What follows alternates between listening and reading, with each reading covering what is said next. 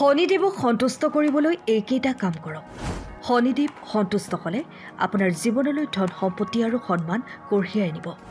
শনিদেৱক সন্তুষ্ট কৰিবলৈ এইকেইটা বস্তু দান কৰক। শনি ভাৰসাম্য আৰু ন্যায়ৰ দেৱতা। শনি অৰ্থ, ধৰ্ম, কৰ্ম আৰু ন্যায়ৰ প্ৰতীক। শনিয়ে ধন সম্পত্তি, সমৃদ্ধি আৰু মোক্ষও প্ৰদান কৰে। কোৱা হয় যে শনিদেৱ পাপী মানুহৰ বাবে অত্যন্ত যন্ত্ৰণাদায়ক। শনিৰ অৱস্থা আহিলে জীৱনত বহুতো উত্থান পতন ঘটে, যাৰ বাবে জীৱন সম্পূৰ্ণৰূপে জোকাৰি যাব পাৰে। ধনী মানুহজনো দুখীয়া হ'ব পাৰে। কিন্তু শনিদেৱ কিছুমান মানুহৰ বাবে অতি শুভ আৰু ভাল ফল দান কৰে। সূৰ্যৰ পুত্ৰ শ্ৰী শনিদেৱ মৃত্যু জগতৰ অধিপতি। শনিদেৱে এনেকুৱা এজন শাসক যিয়ে সময় আহিলে মানুহ এজনৰ ভাল বেয়া কামৰ ওপৰত ভিত্তি কৰি শাস্তি দিয়ে আৰু উন্নতিৰ বাবে প্ৰেৰণা দিয়ে।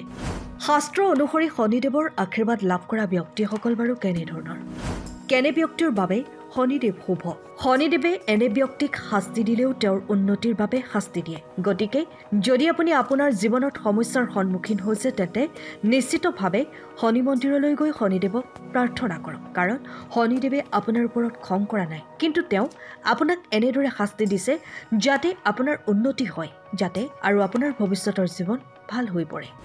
কেনে ব্যক্তিয়ে শনিদেৱৰ কৃপা লাভ কৰে?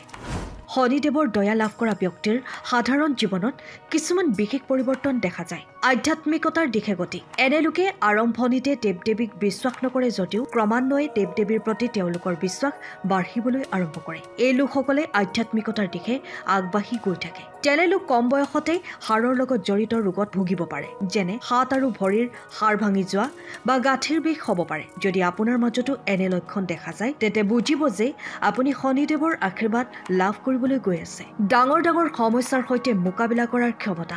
যাৰ ওপৰত শনিদেৱ দয়ালু তেওঁলোকে ডাঙৰ ডাঙৰ সমস্যাৰ সৈতেও মোকাবিলা কৰিবলৈ সক্ষম হয়। সমস্যা যিমানেই ডাঙৰ নহওক কিয় ইয়াৰ সমাধান সোনকালে বা পলমকৈ ওলাই আহে। অৰ্থাৎ তেওঁলোকে যিমানেই বিপদৰ সন্মুখীন নহওক কিয় তেওঁলোকৰ বিশেষ ক্ষতি নহয়। এনে ব্যক্তিয়ে কাৰো সহায় ল'বলৈ ভাল নাপায় আৰু কাৰো সহায় নোলোৱাকৈ আগবাঢ়ি যায়। এই লোকসকলে শূন্যৰ পৰা যাত্ৰা আৰম্ভ কৰি এদিন জীৱন উচ্চ স্থানত উপনীত হয়। যদি আপুনি শনিদেৱৰ আশীৰ্বাদ লাভ কৰে তেন্তে আপুনি সদায় শক্তিশালী আৰু স্বাধীনভাৱে কাম কৰিবলৈ চেষ্টা কৰে।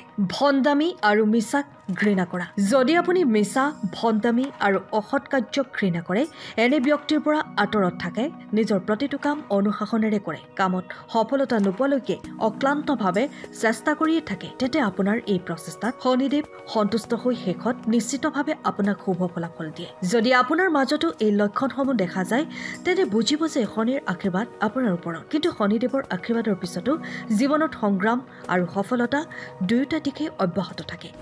শনিদেৱক সন্তুষ্ট কৰাৰ উপায় বাৰু কি?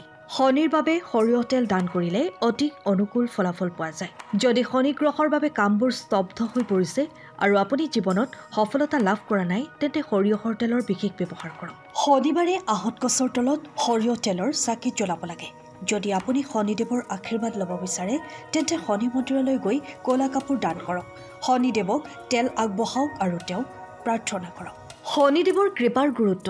যিসকল লোকৰ ওপৰত শনিদেৱ সদায় দয়ালু তেওঁলোকৰ জীৱনত তেওঁ প্ৰথমে বহু সমস্যাৰ সৃষ্টি কৰে, কিন্তু এই কষ্টৰ সময়সীমা শেষ হোৱাৰ পিছত তেওঁ ব্যক্তিজনক এনে সফলতা দিয়ে যি ব্যক্তিজনে কেতিয়াও কল্পনাই কৰা নাছিল। আশা কৰোঁ আপোনালোকে এই তথ্য ভাল পাইছে। যদি ভিডিঅ'টো ভাল লাগে তেন্তে লাইক কৰক আৰু আমাৰ চেনেলটো ছাবস্ক্ৰাইব কৰিবলৈ নাপাহৰিব। ধন্যবাদ।